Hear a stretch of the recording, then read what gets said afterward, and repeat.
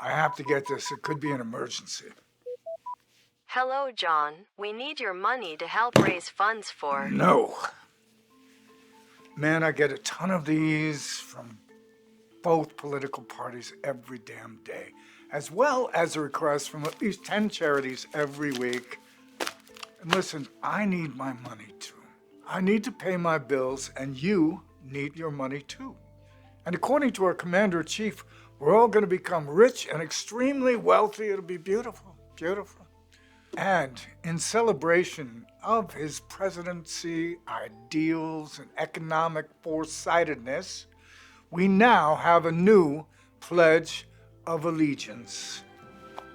I pledge allegiance to the bags of money and to the corporations for which they stand, one kingdom under Trump, completely negotiable, with liberty and loopholes for all Americans who can afford them. Yep, hardly seems fair. So let's talk a little about fairness, or another word for this is equity. Are you being less than fair? It would appear so. That makes you unfair. Are you more than fair? Yeah, you are. Proud of yourself, no doubt. Don't get too smug. Being more than fair makes you an unfair person to yourself. Eventually, you'll become spiteful and vindictive. Being fair may be good enough, except to all those people you are giving too much to who now think you're a selfish prick. So bear with that and bear to that. True friends will come around, and users won't. So, listen, what being selfish and selfless have in common is they're both basically unfair. Liberals and conservatives also have one very important thing in common. Usually conservatives believe they are right and think of liberals as wrong, stupid, lying, shady crazies, and they say this crap out loud without real proof or fact-checking. They believe this makes them better than. On the other hand, liberals take the high road. They just say they have a different perspective. They aren't degrading or devaluing anyone. And because they're not making anybody wrong, they're the right ones. Although they do think of the conservatives as greedy, racist, bigoted, conspiracy theory misogynists, they don't say this out loud. They believe this makes them better than. I believe this conflict is what we call irony. Now, the tradition for conservatives may often mean promoting respect for authority, loyalty, and sanctity, the foundation of our heritage and culture. Traditions for liberals may mean peer pressure coming from dead people. Maybe it's a bit more than that. Tradition for liberals often means willingness to respect or accept behavior or opinions different from one's own, promoting individual freedom and social welfare for all. Both have a point. Just don't forcibly stick either one in my eye. Perspective should be something that's gained, not lost, except for the view that's not yours, right? So if you are unloving to yourself or others in the pursuit of love, it's not love. If you're unjust to yourself or others in the pursuit of justice, it's not justice. If you're unfair to yourself or others in the pursuit of fairness, it's not fair. So 2 things. Stop already with the crucifixions. And the second thing is, get off the cross. We need the wood. Now, there are people who only see the world in black or white. They can only view people, places, and things as right or wrong, good or bad, true or false, healthy or sick. And they see things this way because the most important thing to them is their security and stability. And then there are the people who only see the world in all the colors of the rainbow. They see everyone and everything as the same and different, right and wrong, good and bad, true and false, healthy and sick. And they see things this way because the most important thing to them is their freedom and change. Thinking everything is just black or white, or just colors without black or white, is called dualistic thinking. Now, dualistic thinking assumes a universe where there are only two contrasting, mutually exclusive choices or realities. Now, I'm what you could call non-binary. Wait a second. Don't get all homophobic on me again. Gay is not just about sexuality, it's about happiness as well, as I talked about before. So I'm into seeing the universe and reality in a broad way.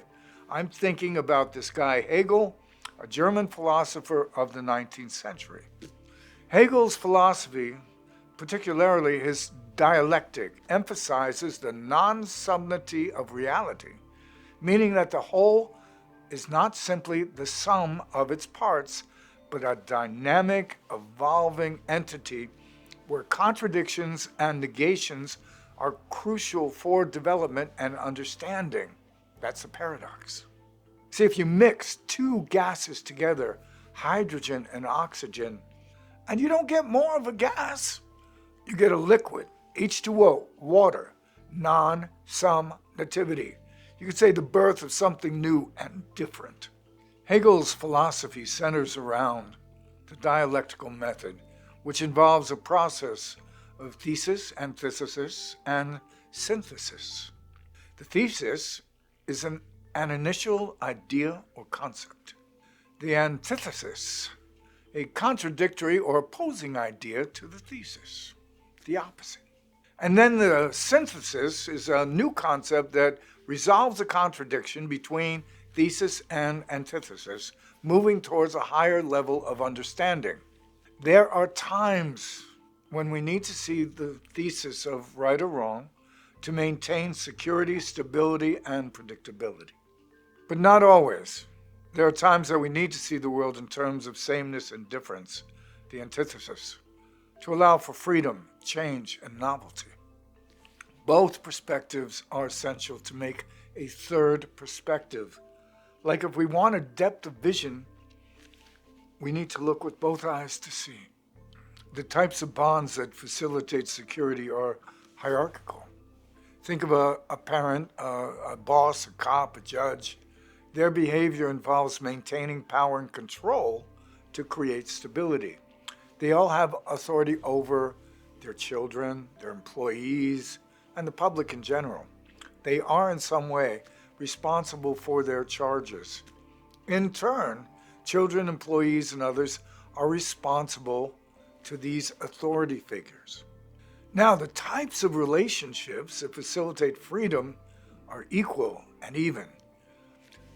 Think of a friend, a brother, a sister, a colleague, a teammate. Think of adults and other adults together. Their behaviors, hopefully, work to reinforce freedom, self-sufficiency, and consequently growth and change. Here, we're not responsible for or to others. There may be no issues of power or control, as in live and let live. However, we may choose to be responsible with others. Okay, I know this is some heavy stuff, and often food for thought creates gastrointestinal distress. But I know you can digest this. You need to.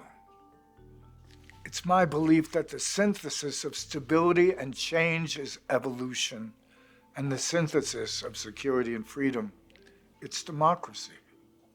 We need both stability and change, or we'll become extinct. Or maybe we'll stabilize into cockroaches. They've been around for at least 140 million years. And we need both freedom and security to maintain democracy. This means the right to speak our minds and have different opinions without retribution and petty vindictiveness from authorities in power. And you know who you are. That's about it for this week. Remember, lead with respect. Follow with compassion. Rinse and repeat. For these ideas and more, check out my books. The Paradox Bridge, Suggestions in Life for Those Who Live with the Critically Controlling, for Kindle and paperback editions. as well as Audible for the audio edition of Directions in Life for the Occasionally Confused. You can also get directions for free if you're an Amazon Prime member, all through the oligarchy of Amazon.com. All proceeds will go to making sure I can hightail it out of the country in the event of being targeted by the current administration. Thanks for showing up.